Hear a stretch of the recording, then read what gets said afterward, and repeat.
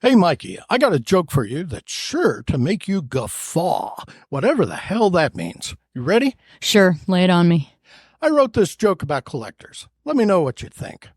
So a person who collects stamps is known as a philatelist, right?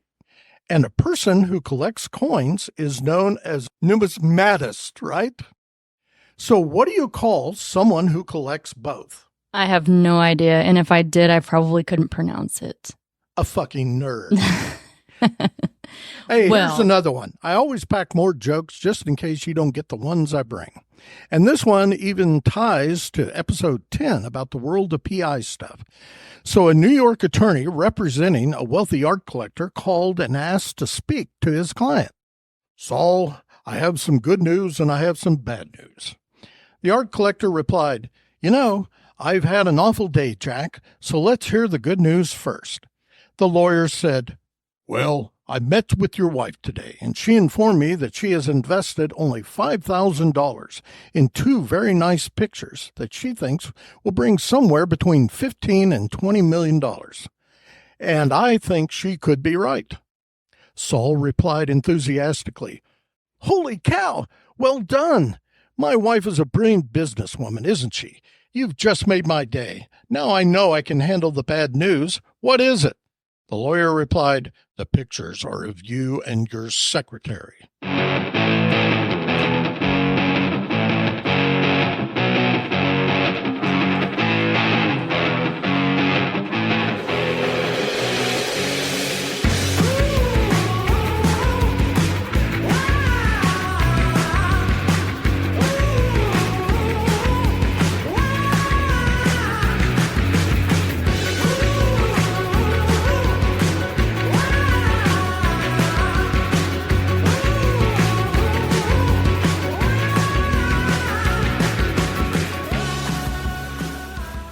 Welcome aboard, everybody. It is I, your intrepid co-host and all-around bon vivant, Mr. Robin, bringing you episode 11 of Mr. Robin's Hood podcast digitally from Studio B here at the compound just outside of Fargo, Oklahoma.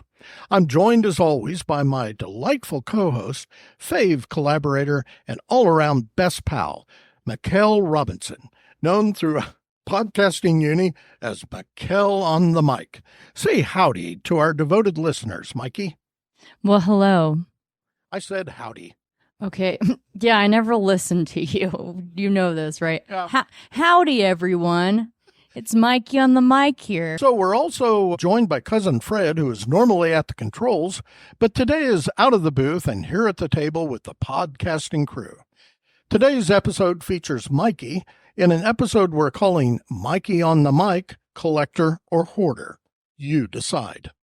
Starring our very own Mikey-on-the-Mic.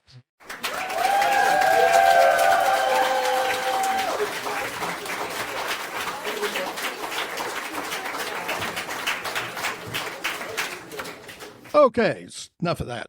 So Mikey will be deep diving into her vast collections, some of which she has had since she was a kid.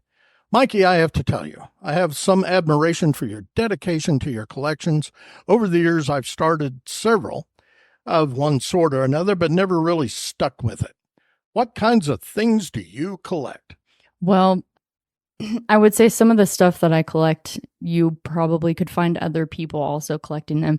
Some of them are kind of outside the ordinary where, if you find somebody that is, you're like, oh, you're a nerd like me. You're that kind of nerd. But to kind of start with just probably my first ever collection. So I'll start there. I'll run through all of them and then we can talk a little bit more about each one of them in their own sense. But gumball machine jewelry. So when I was a kid, I lived in several different places. So I spent kind of half my childhood living in a city up until I was 8. And then from 8 on till I was 18, I lived in a small town. So I kind of went from one extreme to the other.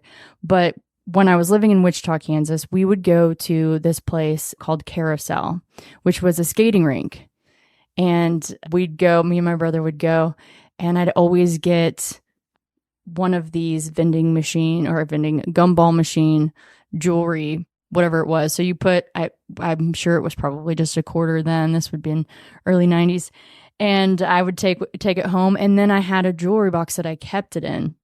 And I've just kind of did that for quite some time. Even now to this day, if I see some cool ones, I might be like, I'll put 50 cents, 75, whatever it is now in there and kind of add to it. But it's not something that I actively collect anymore, if that makes sense. Yeah.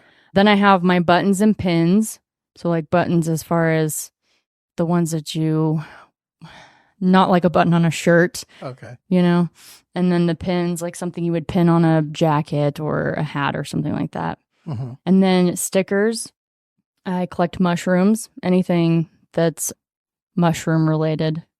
Cigarette packs. Playing cards. Uh-huh. Obviously plants.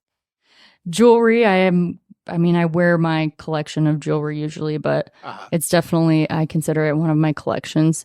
Hats as well. Uh-huh. I have a collection of hats. Scarves. I have a collection of scarves. And we could say jackets too, because that's kind of something that I would consider a collection as well as something I enjoy wearing. And those are kind of the main ones that come to me. My husband and I collect things together too. We have a wooden figure collection that we started. That's pretty cool. Just different kinds of antiques, of rocks. We have a really extensive rock collection. That's pretty neat that we kind of put both of our collections together and then we've grown it. Those are the ones that kind of are coming off the top of my head. Although I hate to admit that those probably aren't the only ones. I mean, I've got probably a collection of art as well. Some of them are intertwined with others. So some of my art is also a part of my mushroom collection, if that makes sense. You get where I'm going with that? And then like my husband has a clown collection, but we kind of started a clown art collection. So it's kind of morphed into, it's just art versus like figurines and all that. Although we do have a few pieces of figurines, but that are clowns. But yeah, they're kind of intertwined somewhat in some of them. You know, I'm sitting here talking about it thinking, I've never really realized that. But once you get to talking about something, it kind of makes you see it in a whole new light. Sure. So anyhow. Well, I'm kind of interested. So what exactly is a mushroom collection? I mean, are these dried? No, it's not even actual literal mushrooms. Oh, okay. You know? I see. Although I'm a fan of those too. Yeah. I like to photograph them as well when I find them out and about and in the world. So I would say, and that collection kind of has a name. It's called my Mushroom Diaries. And it's just a collection of all the mushrooms I've photographed. And the actual mushroom collection consists of different pieces. There are 2 different sets of dishes. Do you remember like in the 60s and 70s, they had some collections that come out of dishware that were mushroom related, had kind of everything. Yeah, I think I remember that. Yeah. I've started collecting that. So I have 2 different, well, maybe I have 3 kind of different styles. Like it's dishware, but like one of them was like brown and had mushrooms on it.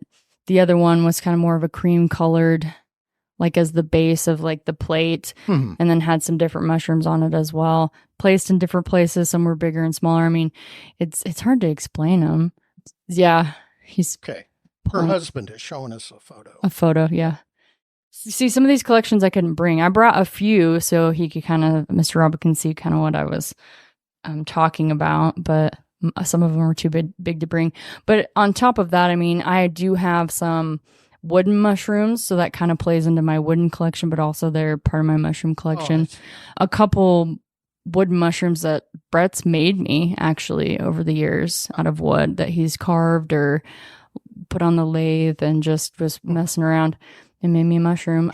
He made me a keychain with mushrooms on it that I've added to the out of leather, and it was really cool. He even like put the leather dye on there and made them different colors. And then I have like different pieces of art that is mushroom related. I actually, in my own like painting, I've painted mushrooms. I have a couple different mushroom paintings couple I've given away to friends who liked mushrooms, and one that's called Mushrooms You Can Only See at Night, which is a 3-piece painting that I did early on in my painting career, I guess you would say. But then I have little trinkets too. Like here recently I found like a glass, because mushrooms are kind of coming back. If you've not noticed, Right. they're kind of coming back, and people are starting to buy things that have that on there. To me, I'm like buying it for my collection. But I would probably have bought it anyhow, even without my collection. But it's a glass, and then you could put, or it came with it, these little lights that you turned on and they glow, and it's like this glowing glass mushroom. Oh, that's cool. When you have like a spatula that you're using when you're cooking and you set it down on one of those, I don't know the technical term. Spoon. A spoon rest, spoon holder. Yeah, I have one of those. That's a mushroom. That's pretty cool. Then I have just kind of anything. Like we went to this store in Wichita. We were downtown Douglas, and it was called Bungalow 26. My aunt had sent me this article about it, a little girl entrepreneur that started this, and it's a really cool shop. Actually, I think I sent you a picture of something. They had like a robin, a bird on it, and I sent that to you. I was like, look, they have you in the store. But they had these these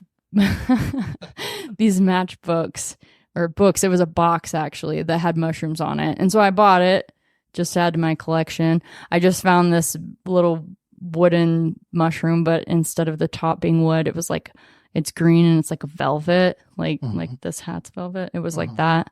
So I just bought that up. And so, yeah, I even have this place in Wichita too, because I have a lot of family there, so I visit there a lot. It's called the Third Planet. And this has been years ago, but they had these, it was a lighter holder that you pulled the top off the mushroom. This is like macrame or something. You pull the top off and you could put your lighter in there, and then you could use it. And then it had a string, so it went around your neck. So some of your collection is utilitarian. It really is. Yes. Day-to-day basis. I could. Yeah. And then when I don't, it's part of my collection. Then like a lot of it's is displayed by my bedside. A lot of it's there as far as the trinkets and stuff go, and some of the art. So yeah, that's kind of the mushroom one is a cool one. Yeah. I also, my neighbor found, it's like a wall piece, but it's almost like it was like made out of plaster or something. And it has like mushrooms on it, and it's ugly. I mean, I'm telling you. But she was like, I think you could paint it and make it cool. And I'm like, yes. So I have plans to do that, but I haven't done it yet. But that's going to be part of it. So, and I have some of the dishware where you could see it. Yeah. So I try to have some of it viewable. It's kind of unrealistic to have it all because I have a lot, but the kind of a small house. Yeah, it really is. That's the thing. I'm going to run out of room for my collections. So whenever I die, they're going to go find a storage unit full of my collections and be like, what in the world? It'll be on, what is that, Storage Wars. Yeah, there you go. Whoever gets it will be so proud. I'm sure. So, yeah, that's kind of the gist of the mushroom one. When you mentioned the clown collection, that I realized is mostly Brett's. Mostly, and a lot of that stuff's still out of his parents, but I have seen it. But you had sent me a photo once, a wall in your bedroom that has that stuff. And I don't know if you remember this, and I don't think I've told Mary Ann this. I do remember. This is really weird. So they found a couple of this clown art in a suitcase along a road somewhere. Yeah. But the ones you're talking about, I don't think they weren't part of that. Well, no, I know that there is. The ones that Mr. Robin is talking about are ones that we just got from like Marigolds or something recently. Oh. They weren't from the chest. But I didn't know until the chest was. Oh, okay. So that couldn't be. I mean, what is Marigolds? Is that It's a thrift store. Okay, so maybe this is true. So she sent me that photo, or maybe you put it on Instagram. I don't remember. And I'm like, I put one there. Yeah. Like, oh my God. I recognize that. Yeah. And I think that particular one, and there was another one. There was two of them that were together. Yeah. That hung in my aunt's house, my Aunt Dean. And it was like a flashback that just slapped me in the face. And I thought, You know where? who else would have something? Yeah. Actually, I think that we got those ones now that I think about it at the thrift store. Oh, okay. We got those at the thrift store. So it's very possible that they could be your aunts. Yeah. It's so bizarre. Yeah. But to speak to the clown art collection, to talk a little bit about, we have the same neighbor who is a collector like us too, I would say. And she likes to thrift and antique and all that fun stuff. And so sometimes she'll find things that she knows that we're into. Well, she was driving down the road and Deal was we looked through all that. We picked some of the artwork out of it. Then she tried to sell me the chest, and I was like, I don't want to buy it. But then she sold the chest, and then later on she told me, yeah, I just found that in the ditch alongside the road someplace. Wow. And I'm like, so we just split up some like clown collection that was found in a trunk in a ditch. I was like, why was it there? And is everything going to be fine until all this stuff's back together? Yeah. Because a lot of people have clown phobia. I can't remember what that's actually called. Yeah, no, I know. My daughter. Okay. Anyway, so funny story about that clown art is every time I post something about it, people are always weirded out. What? That's in your bedroom? You know, it's funny because I grew up with this kid. And I guess I grew up some. He moved away, but he was terrified of clowns.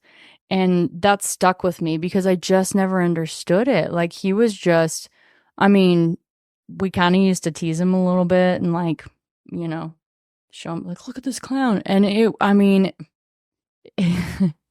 would just totally freak him out. Like, you could just see like the reaction. And I always thought to my head, like, why was he so scared of clowns? Like, what did he, you know, and I'm the weird kid at like 12 watching it with my friend Josh Faust, and we're just watching it and we're like, all right, you know, we weren't concerned. I don't know. I guess that may be scary. I don't think it's scary. So I've never understood the clown thing. So then when I met Brett and he was like, I got a clown collection, I was like, yeah, this is my person. He's that weird kid collecting clowns.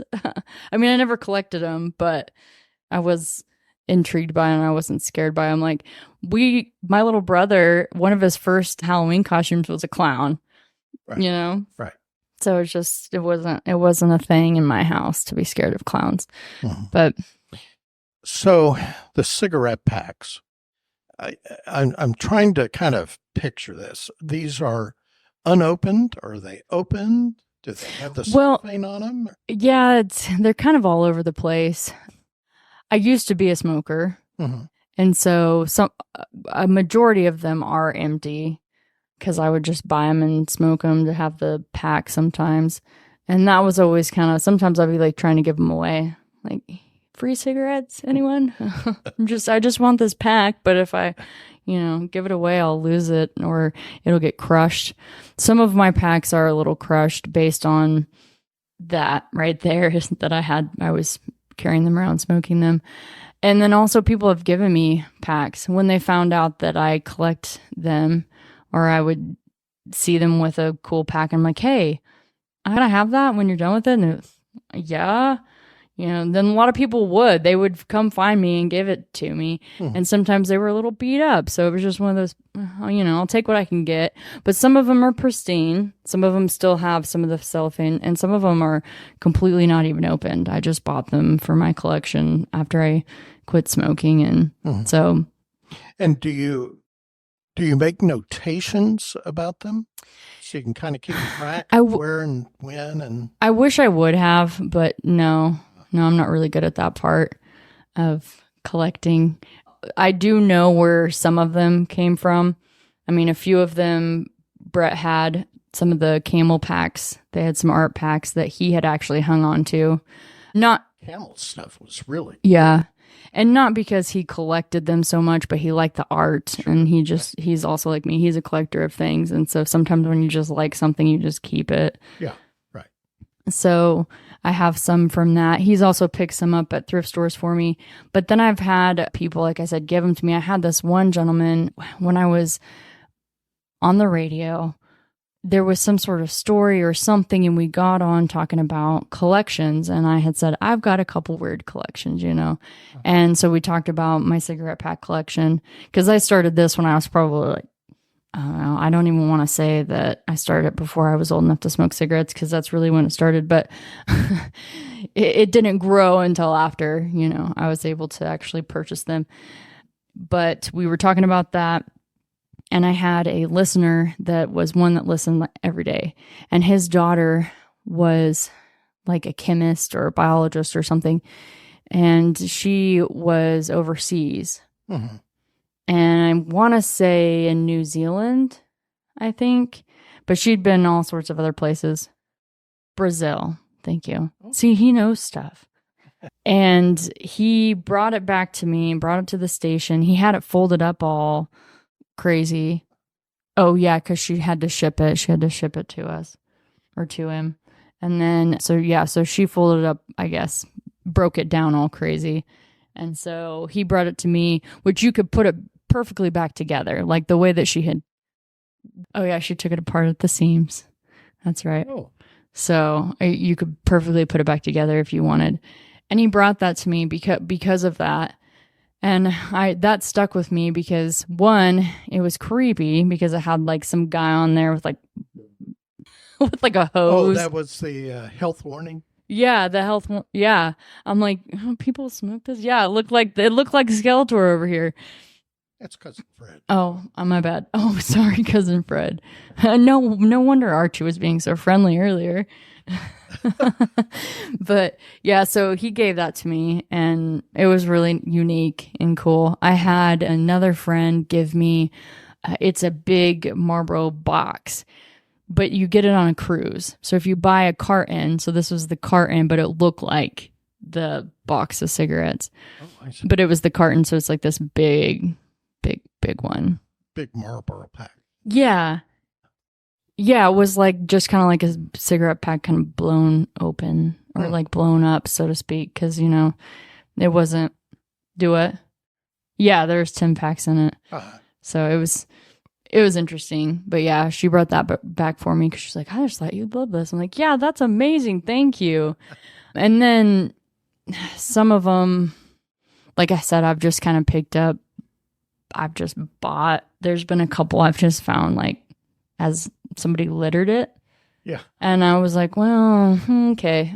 It looks still good enough to add if it was one I was really thinking I wanted. Not that I know what any of them are worth or if they're even worth anything, but to me, they're worth something. Sure. Yeah, he did. He found some Harley Davidson ones at a thrift store. Oh, cool. They're really cool. So the Brazilian pack, is that the only foreign? Didn't you have one from somewhere? Russian. Oh, no kidding. Yeah. Those. We were just Oh, okay. When I had the opportunity, I was part of a group that was admitted to the Soviet Union before it all blew apart. And we toured all around that country. And I was in one of the state stores because everything was controlled by the state. And I bought a pack of cigarettes. I can't even remember what they were called. And I didn't smoke, but I let those sit for about a year or so and decided I was going to try one. That was the most awful thing I've ever lit in my life. It was just horrid. And unfortunately, I think I gave those away to somebody that actually collected that stuff. Oh, so I'm not the only weirdo out there collecting cigarette packs? Yeah. Look, and that's the fun part about collections too. For me, is I do have kind of sentimental connections to, some of them. Like the guy that listened, he was one of my good listeners on the radio station, giving me that pack, the ones that, like my friend, the carton that look like a giant cigarette pack, some things like that. I've had other friends, even some of my best friends that I was in college with, which still my best friends to this day, they helped me smoke a lot of those cigarettes. I mean, because some of them, yeah, that's a real taking one for the team, So, and then they also saved a lot of them for me, or would be like, hey, can I have that pack for my friend or whatever? Because sometimes if you're at like a get together, sometimes people do go through a whole pack of cigarettes. I mean, not judging, I'm never going to judge anybody, but so it can happen in real time where you can just get it and then they'd hang on to it and bring it to me. And so it just kind of grew from there. But I guess the fun thing about being a collector is if you don't know what to buy me, you kind of do know. You just go buy me a deck of cards or a pack of cigarettes. Listening to this, I will be really easy to shop for after episode 11 podcast here. Great. So onto the buttons, because those ones are really fascinating to me. Pinbacks, is that what they call them? Okay. Yeah, because that's why I was trying to explain it earlier, because I was like, oh, it's not like a button, like on a jerk or whatever. But so these ones, this is one of my earliest things that I collected as well. And one of the and that's why this is just a small piece of that collection. I have a whole nother box, but when we put that box up in our storage, I started using this tin to kind of keep them gathered, and then I just kind of add them to my box later. I'm gonna have to get a bigger box, actually, is what's gonna have to happen. But when I was in second grade, I had gone to school and the teacher had made us all a button with our name on it, and it was like the world, and then she had put your name on it, and then she made these buttons with like a button maker or whatever. Well, I showed up the first day, and this has been something I've struggled with my whole life, but my button said Mike. My name is spelled Mikel, so the L likes to get lost a lot. And then at some point, the L just fell down and joined another piece and became a Y. But she felt so bad about that she went home and made me a button with my right spelling of my name on it. And I still have that button. And I asked her if I could keep the other one, but she was so humiliated that she had actually done that she was like, no, you can't have this one. This is yours, I just remember like, but I want that one too. I'm just like in second grade. Her name, I'll never forget, her name was Miss Raccoon. That was her, really? Her last name was Raccoon. I mean, like a raccoon. Wow. I mean, poor lady. I can't even imagine. Was she married? I'm not sure. I'm really not sure about that. I'm kind of wondering if she married into that thing. That's it. Yeah. You know what? I think she did, because it was MRS, if I recall.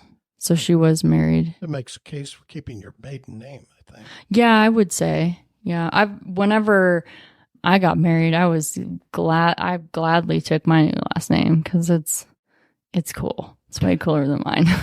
Way cooler. I miss Robinson now. So that's way cool. So is there a particular theme to the pinbacks that you have? Like, are they political? Are they philosophical? Are they just kind of like all over the place? That's a very good question, actually. They're all over the place. I host it. This is why I am the host. It's very well. So I have political ones, actually, quite a few of them. I like Ike. There was a Wilkie one in there. Okay. I have some Carter ones. Some, oh goodness, it's Eisenhower. Yeah. Yeah. Oh, I like Ike, isn't it? Okay. No Nixon?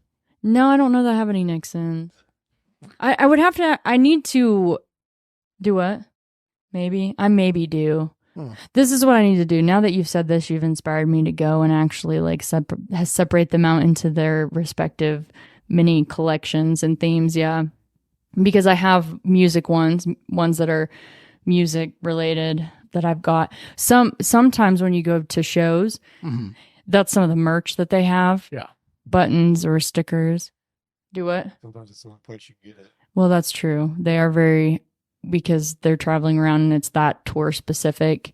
So I have some of those, but I also just have some random ones. It kind of started when I was a kid because I feel like they gave out buttons a lot for things. And then when I was living in Wichita, there was Riverfest, and Riverfest, the way that you got in was buying this. At the time, it was a $5 button, and it'd get you into anything. And it was like a 2-week festival type thing on the river in Wichita, and they still do it to this day, although it's morphed and changed a little bit, and you have to pay for the concerts now, but then you could just go. And I started collecting those from when I was a kid, but then like I have like the Dare ones, the Dare ones, they always pass those out. Yeah, well, up until the 50th. So my aunt grew up in Wichita. Both my mom and my aunt did. And at some point when I was growing up, she had decided that she wanted to collect the Riverfest buttons, which I was kind of already doing-ish, but she didn't really know that. But she found it in herself, that's why we're related, right? That she wanted to do that. She thought it was neat. So she spent all these years collecting, and then she was doing it in like the actual years, chronological order of these, which she didn't collect them in that, but she wanted the first one all the way through. And I think she ended up going through the 50th year of Riverfest, and she has 1 through 50. And it took her years to find a couple. Brett, do you remember which year she had the most trouble? Like my Uncle Terry found it on like eBay. No, you found it on eBay. See? For Terry. Brett finished my aunt's collection. See? These are the things he's good for. I just love it.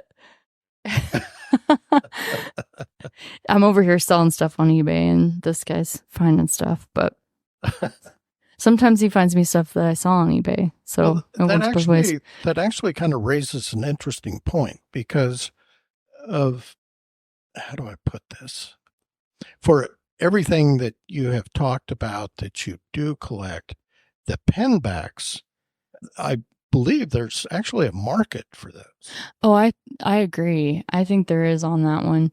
I've seen a lot, and the pins, when I don't spend money on them really. I mean, the most I spend is if I get them at like a concert. Sometimes those are more pricey. Sure. But like that one from Spencer's, their 75th anniversary, that was like $4.95. I mean, they're cheap. Yeah. The ones I just got at like the Petrified Forest and everything, those ones were anywhere from $7 to $8 a piece, but they're like bigger buttons. Mm-hmm. I mean, I could probably cover like 3 jean jackets in buttons and pins. And that may be being modest at this point because I don't really know exactly the amount, because some of them are put in, like they're put together and I have them in like little plastic bags that are just how I get them. They're not organized really, but I have some, like, do you remember was it the cartoon?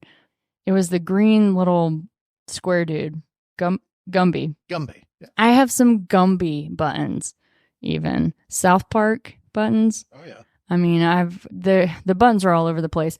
I've found some just, like I said, I have a few of the Riverfest ones, but I don't have a whole lot. But I have some other buttons that went for different festivals that I found just at thrift stores, antique stores, and whatnot. And then I just have kind of random sayings buttons, yeah, right. Just random ones like with people's names on them. Like I have a button that says Ben that I found. I have a button that says Bud. Just random names. Yeah. So it's all over the place. The last time, and it has been a while, but the last time I was in New York City, and if you were out walking around on the streets, there were these vendors who they sold buttons, pinbacks, and that was all they had. And it was amazing to me to see people, buying that stuff. And some of these were pretty risque. I don't know who would wear some of these around. Like, are you really wearing that? I guess you have to be a New Yorker to get it. Appreciate that. But yeah, no, I think this is really cool. And I think I had quite a few buttons at one time. I couldn't tell you where they were. That was the problem with being in the military, is you were constantly moving. Mm-hmm. So you Yeah. tried to, keep down, but you're looking at a person who moved, 10,000 pounds, I think, of books at one point. Oh, man. And I finally got the big picture that, this isn't going to work. And so it sold off a lot of that collection. I only have a few of the pieces that were really worth something, and I've got those. I still hang on to them today. So at one point, basically, you had a book collection. Yeah, I hadn't thought about that. Yeah, I did. Now that you say that, I kind of do too. I was dragging books around, and I was kind of a creep. I'd hang out in stores for, several hours at a time, just kind of going through the stuff.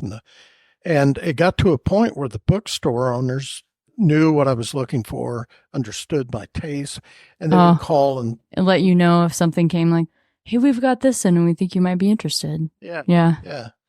I hadn't really thought of that before. I guess that was my most stick to it kind of collection with the books. Yeah. And I even got good at judging books. I could appraise books. Oh, really? Wow. Yeah. Interesting. I've done that in a long time. You talking about the books and hanging out in the bookstore reminded me of whenever we were living in Tulsa. So I was actually born in Oklahoma. Yeah. But I was raised in Kansas predominantly because when we lived in Tulsa till I was 4. But my parents had a video store called Star Video, like a video rental store. And, they kind of had customers that were looking for certain things too that they would have to. I remember my mom telling me some stories about that. And whenever they closed down the video store, they sold out because my dad had a partner. His name was John. And I think that was almost around the time that Netflix was starting to kind of gain speed and sending out the DVDs and stuff. And so it was one of those things where the market was changing. And I think they just saw this is the best time to get out while we still can.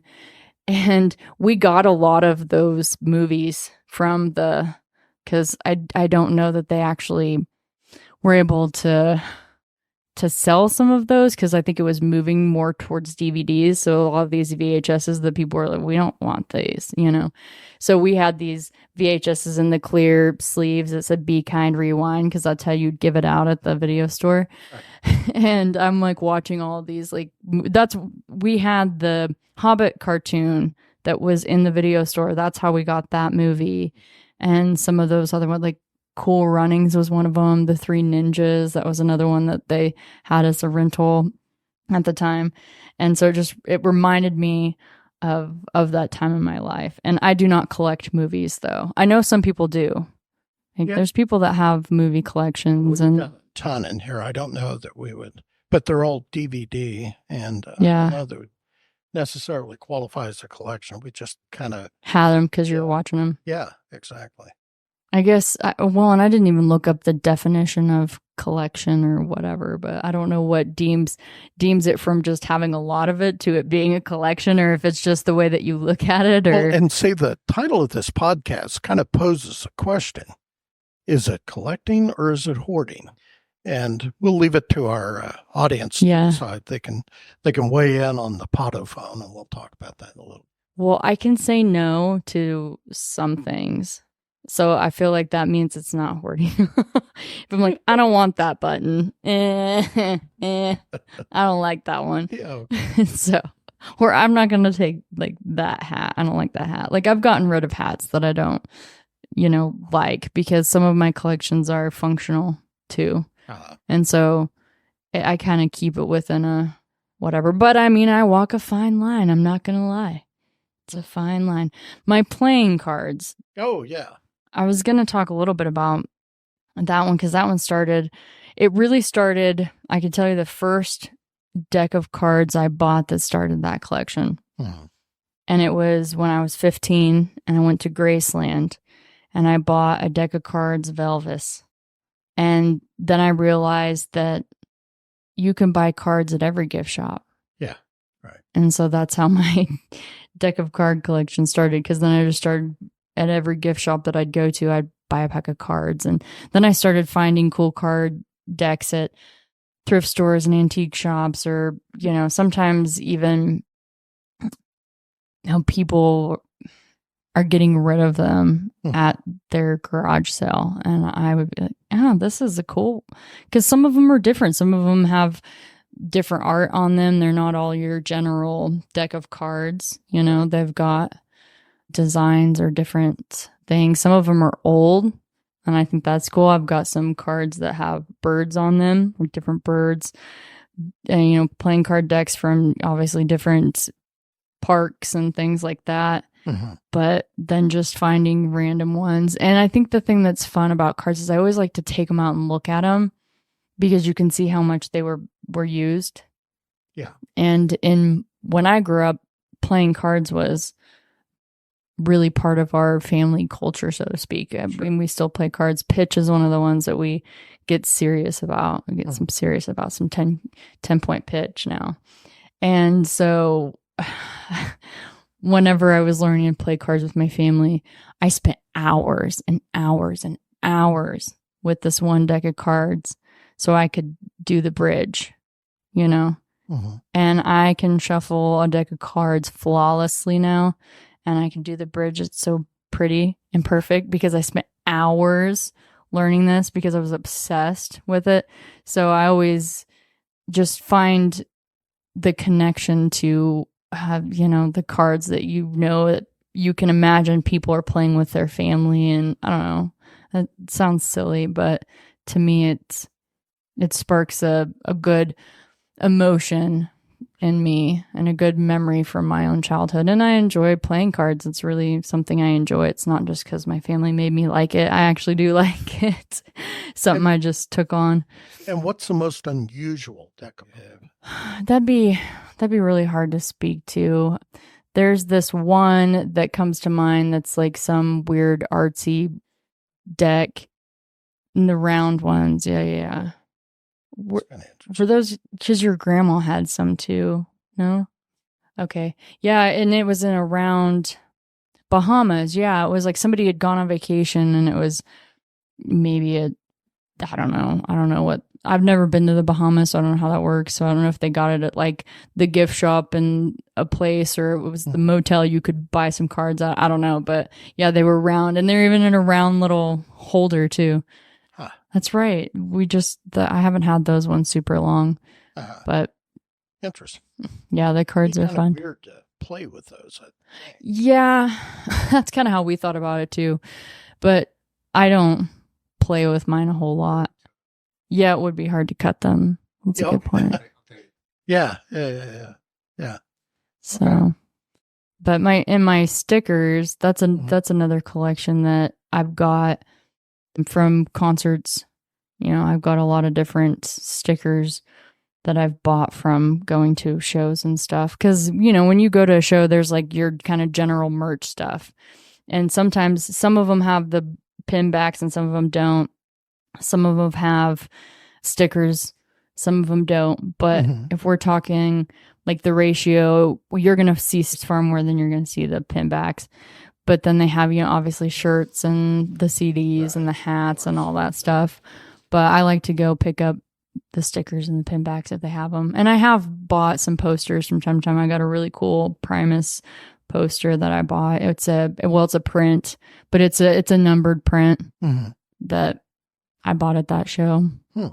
So that kind of adds to my art collection too that I have on my wall. So I'm going to present something that you may have heard. I'm sure you've heard this term, but here recently I've started kind of accepting the fact that I am a maximalist, right? That's what I'm going to say, not hoarding. I'm a maximalist. But there is a guy, you're laughing and that's fine. You can laugh. But there's this guy from Oklahoma City who is making a living being a maximalist. And I'm not even kidding you. He has all these crazy collections and everything. And he got himself in like the Oklahoma Today magazine, or I don't know, Oklahoma Living magazine, and like people just were obsessed with what he was doing. But he had obviously quite a bit bigger house and a little bit more funds to find some of this cool stuff than me. Mine's just kind of willy-nilly, but it means something to me. But I mean, he has kind of eclectically curated it and put it up in his house, and he's become like a social media icon over it. It's crazy. So like every wall in his house is Yes. covered with his collections? Yes. Oh. Every square inch. But it's beautifully done. I mean, right, Brett? It looks so cool. Like we've looked through, I'll have to show you. I cannot remember his name, but he's very interesting, and he's been in several magazines about his collections and what he's done and everything. It's pretty neat. He needs to come on this podcast. See, and we need to dig into that. We need to find him. Yeah, he's way more interesting than me. Why did you pick me over him? Come on now, Mr. Robin. Mr. Host. You're not hosting very well. No, I'm kidding. Okay. But he's an inspiration, I guess, for me and my collecting, because he has some cool stuff. Oh, yeah. Marianne's like, look at these. We talked about that a little bit already, about my fun little jewelry. Gumball jewelry. Yeah, and over the years, I mean, I even kind of feel like now I'm starting to, but I've stopped. I've cut myself off at 4, but I almost started collecting cats. I mean, it gets a little weird when you get more than that, I feel like. Yeah. So it gets a little unmanageable. But other than that, I mean, there's probably some other little small collections that I'm just not even thinking about that I've just done over the years. But those are my main ones, and ones that I can talk to and tell stories about. Well, that's really cool. Here it is. Daniel Barrett Mathis is his name. And yeah, he was a lawyer. Go figure. See, I'm always telling you I should have been a lawyer. I would have been good at that. And then I could, I wouldn't have to have my little sad collections. No, I'm kidding. I'm just kidding. But anyhow, that guy, yeah, if you're into that kind of stuff, he's one to definitely look up and see what he's got going on, because he's got some pretty cool stuff. We should try to reach out. Yeah. He would probably be one that would be interested, and we can kind of talk a little bit more to collections, and he can make me feel better about all my collections. And maybe I'll learn how to be a better collector. Heck, man, this could really turn into something, Mr. Robin. Excellent. Okay, Mikey, this was great podcasting today. And I know you have another book of poetry coming out. You've got a target date of October 31st. Yep, 2025. Oh, it's not this? No, I'm lying. 2024. Oh, okay. Where's the time going? Yeah. Well, I just have to keep you on your toes. Yeah, no, it's coming out this Halloween, and it's going to be a sequel to the one. Yeah. But your current book, Poetry for the Days We Spend in Hell, is available on Amazon.com, and you can obtain signed copies on your website at MikelMarreeArt.com, which is MikelMaureeArt.com. And you can also score our collaborative effort, Tales from the Plains Indians and Pioneers Museum, from either Amazon.com or a signed copy by calling the Muse at 580-256-6136. Proceed from the sales of that book go directly toward museum operational funds. And if you'd like to contact either Mikey or me, you can do so a couple of ways. You can email us at mr.robin@mrrobinshood.com or mikey@mrrobinshood.com. And now, of course, we have Podophone. So you can hit us up with a call or text at 580-827-0472. The call we're not likely to answer because we're becoming international podcast stars. By the way, we have picked up a lot of new listeners. That's wonderful. Welcome to Mr. Robin's Hood podcast. And if we can ever figure out how to make some money off you, we'll appreciate you even more. Yeah, because we're a starving artist that's sitting here looking at a nice plate of food, but I'm still starving. There you go. Contact us even if you have a question, concern, complaint, compliment, whatever. Just don't be a dick about it. And for the dude who sent Or we'll be a dick back. Yeah. We're not scared. No.